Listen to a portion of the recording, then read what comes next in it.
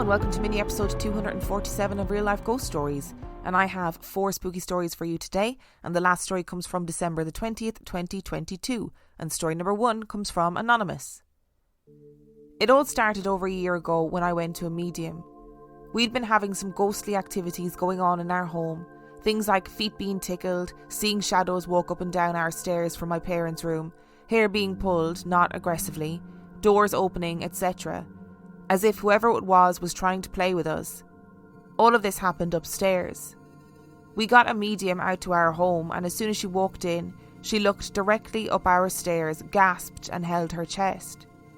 Me and my mum noticed, but my dad didn't really catch on. My dad went first and then me. As we got to talking, my TV in my living room turned off and back on.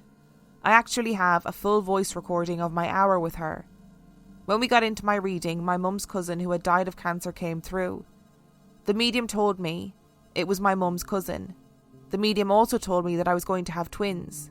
6 months later, I found out I was pregnant, and I had an immediate instinct that it was twins. Before my first scan, I just thought maybe it was my reading playing in the back of my head. But so you can all maybe tell, it was twins. I had a dream when I was 12 weeks pregnant of a woman's hand laying on my stomach. I couldn't look to see who it was. I just saw the hand and a body. This still freaks me out.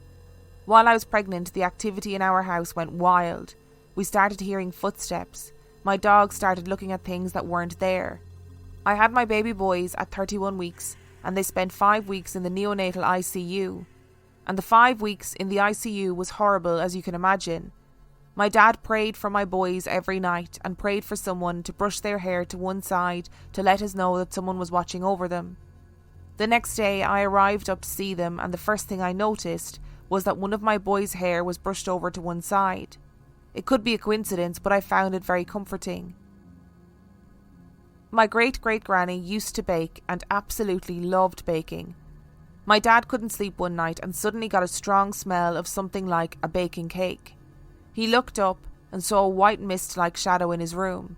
He said he wasn't scared, he was calm, but felt like he should have been scared but couldn't be. 5 weeks after a long ICU stay, my boys got home. As we were getting them into the car, 2 robin redbreasts landed near us, one on the car and one on the window ledge of the hospital. And it never moved as we were moving. It just sat watching us. My dad is a big believer that when a robin appears, a loved one is near. From the time we got the twins home, it's been weird. They're 8 months old now, and they babble and goo to people who aren't there. They look and follow something or someone at the exact same time. I know they see what we can't see. Anonymous, I would just like to say that I am bemused, shocked by your nonchalance at the beginning, where you were like, just some random ghosty goings on, like feet being tickled, seeing shadows walk up and down the stairs, hair being pulled. But don't worry, not aggressively. That would scare the living shit out of me. That to me is enough of an email. You know what I mean? Honestly, some of you guys, when you email in, I'm just like, you are all so brave. And it really does sound like somebody was looking out for your boys, for your little twinnies when they came along. How beautiful that your dad asked for a specific sign that someone was looking out for him, and that specific sign was given to you. It's just lovely. And story number 2 comes from Stevie. I just wanted to say that I have been to the Myrtles plantation 2 summers ago with my parents. My dad is a ghost investigator, and I've been following in his footsteps since I was little. It was a dream to go for years, and we finally made it happen, and let me say, it is haunted. I had my first paranormal experience there. My dad and I both witnessed 2 things. When we first walked in, me and him heard these loud stomps upstairs. Now, the first floor is sometimes used as a hotel room.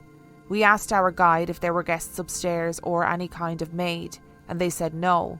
My mom asked why I asked, and everyone on the tour, about 8 other people, stared at us like we were crazy.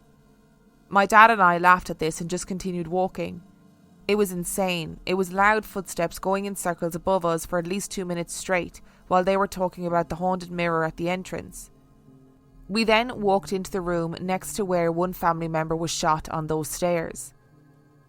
The guide said that the crystals in the room are said to move separately sometimes. There was no breeze, this mansion was hot, and no air conditioning was on. Me and my dad looked at the light, and 3 little crystals all spun by themselves. It was like someone was up there turning it over in their hands. There was also this happy energy all around the house. It kind of felt like the children there were happily running around the property. It made me feel a lot better that they are in a happy place.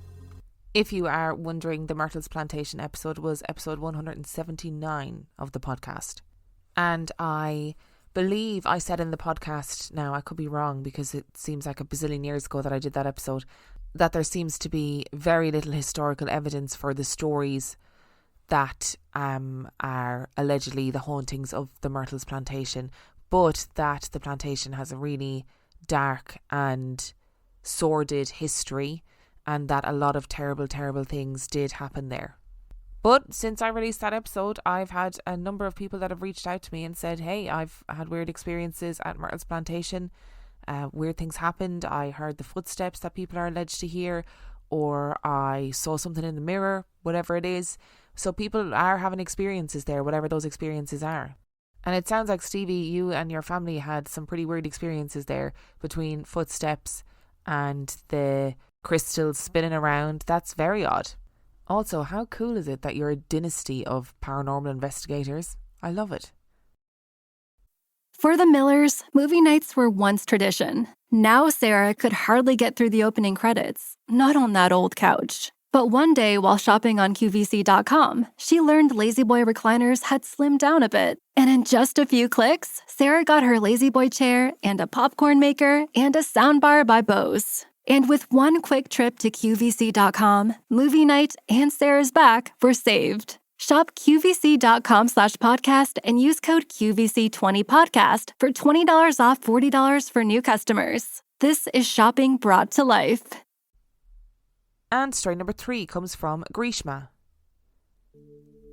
A lot of paranormal and supernatural stories have been discussed on your podcast, and I wonder how those who have been through such experiences keep moving forward.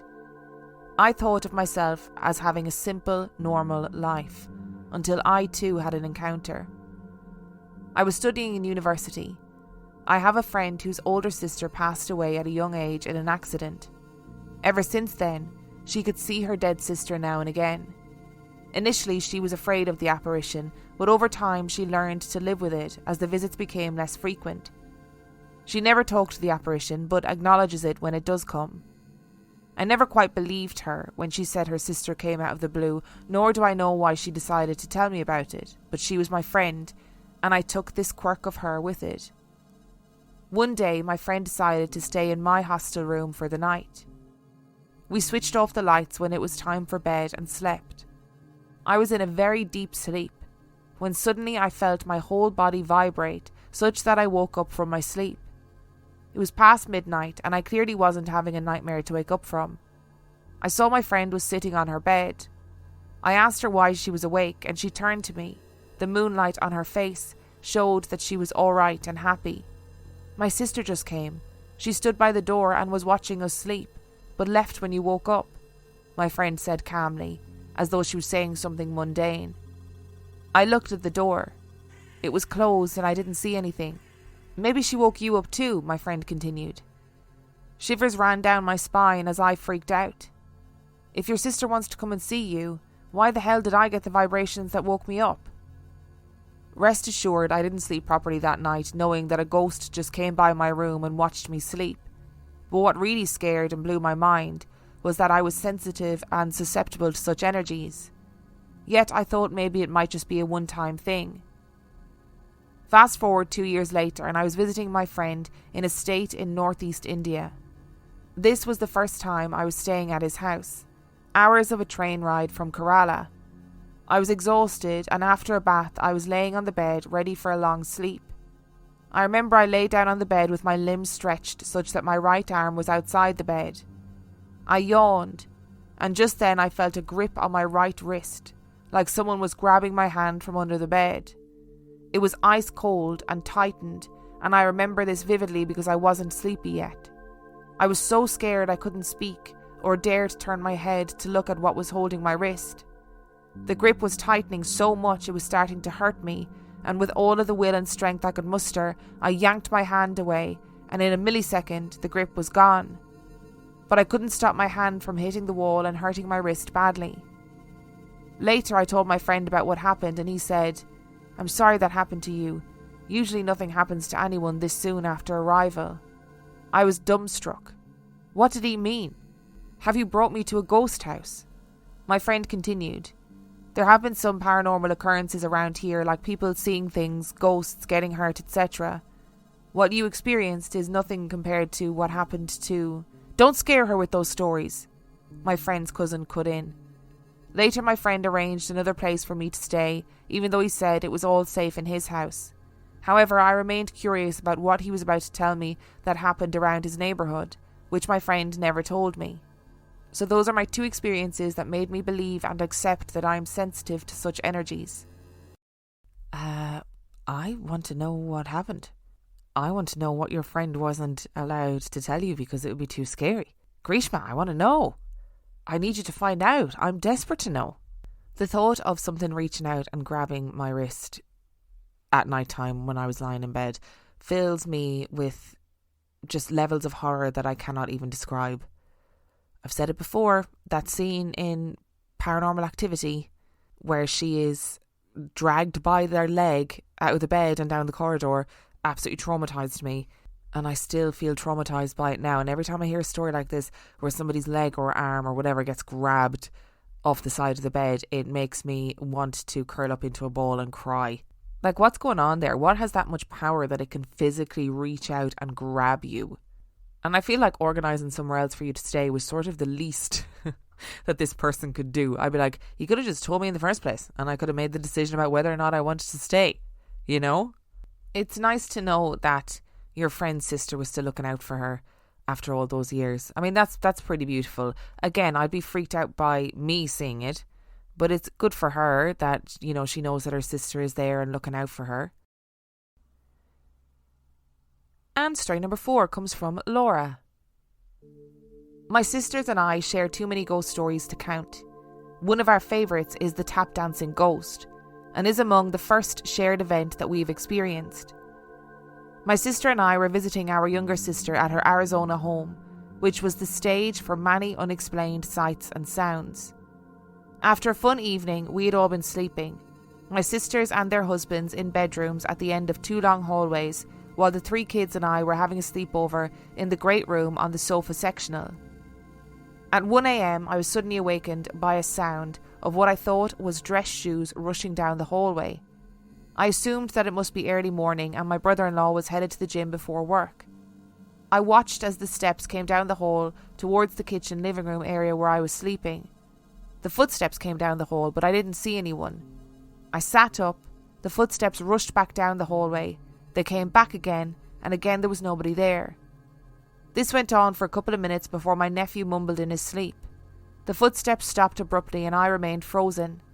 I looked around, the kids were all fast asleep, the dog was sleeping at my feet, and the cat was perched on the armrest watching with me. I began texting my sisters, as there was no way that I was going to venture down that hallway or remain alone. No word from my sister who owned the house, apparently quite accustomed to bumps in the night. After several pleas, my visiting sister and her husband came to the living room. He was not amused and frankly thought that we were mad. He went back to bed while my sister agreed to sleep in the living room. I finally fell asleep when my sister bolted up and shook me awake, saying, "What the fuck?" Again the footsteps were rushing up and down the hallway. As we both watched for someone to come around the corner, we clung to each other. Of course, we did not go back to sleep after that. In the morning, we discussed any possible explanations. My sister brought up the tap shoes that the neighbour had recently given her. She was quite amused by the story. We dubbed this spirit the tap dancing ghost. But the story doesn't end there. Several weeks later, I received a frantic call from my sister in Arizona. She had been awakened at 5 a.m. by what sounded to her like a woman in high heels rushing up and down the hallway, stopping by her door before turning around. Suddenly she heard a crash on the tile floors and the footsteps stopped. She jumped out of the bed at 5 a.m, grabbed those tap shoes and put them back on the neighbour's doorstep with no explanation. That was the last we heard from the tap dancing ghost. But not the kid who rolled balls down the hallway in the dead of night. No, I'm sorry, Laura, you cannot just end a story like that.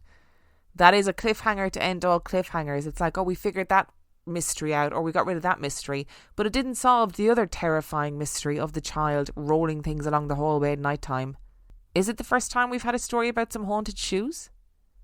I feel like it might be the first time we've had a story about some haunted shoes. I'm not sure if I can remember another story about haunted shoes. Thank goodness for understanding sisters though, right? Because if I woke my sister up at 1 a.m. and I was like, come into the bed with me because I'm really scared, she would probably just beat me up.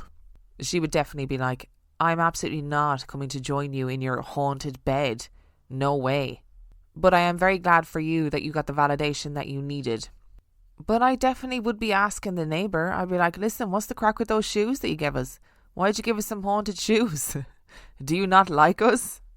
I wonder, is that why the neighbour gave them away in the first place? Because they were like, these shoes are haunted as shit. I do not want them in my house anymore. Thank you so much for listening to today's episode. Thank you to Anonymous, Stevie, Greeshma and Laura for sending in your stories. Remember, the last story came from December the 20th, 2022. If you would like to send in your story, you can do so by emailing it to reallifeghoststoriespodcast@gmail.com. You can also check out the website reallifeghoststoriespodcast.com. And if you are desperate for extra content, you can sign up to Patreon. That is patreon.com/reallifeghoststories, where for $5 a month or $2 a month, you get access to heaps of extra content, as well as every single main and mini episode completely ad-free. And on that note, I shall see you next time. When you download the Kroger app, you have easy access to savings every day. Shop weekly sales and get personalized coupons to get the most value out of every trip, every time, whether you shop in-store or online. Download the Kroger app now to save big. Kroger, fresh for everyone. Must have a digital account to redeem offers. Restrictions may apply. See site for details. Save big on your favorites with the Buy 5 or More, Save $1 each sale. Simply buy 5 or more participating items and save $1 each with your card. Kroger, fresh for everyone.